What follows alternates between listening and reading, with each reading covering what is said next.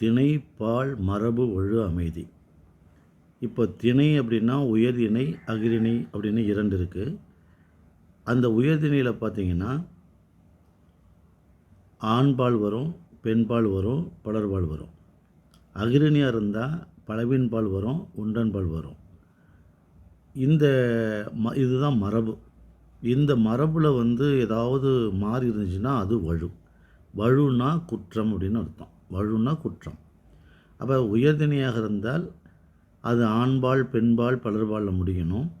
அஃறிணையாக இருந்தால் அது ஒன்றன்பால் பலவின்பாலில் முடியணும். அது மரபு. அப்படி இல்லை அப்படின்னா அது வழு குற்றம். இப்போ இந்த தொடரில் பாருங்கள், திங்களும் சான்றோரும் ஒப்பர். இதில் திங்கள் என்பது சந்திரன், நிலவு. சான்றோரும் ஒப்பர். இப்போ திங்களும் சான்றோரும் ஒப்பருங்கிற இந்த தொடரில் திங்கள் என்பது அஃறிணை, சான்றோர் அப்படிங்கிறது உயர்திணை. அப்போ அஃறிணையையும் சான்றோரையும் ஒன்றாக இணைத்து பேசக்கூடிய இந்த தொடர் ஒரு வழு. இருந்தாலும் கூட அதை நம்ம ஏற்றுக்கிறோம் இல்லையா?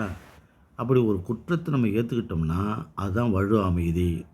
அதுதான் வழு அமைதி அப்படின்னு பேர். அப்போது உயர்திணையில் முடியணும், அதுக்கு ஆண்பால் பெண்பாலில் முடியணும், பலபாலில் முடியணும். அஃறிணை இருந்தால் பலவின்பால் ஒன்றன்பால் முடியணும்.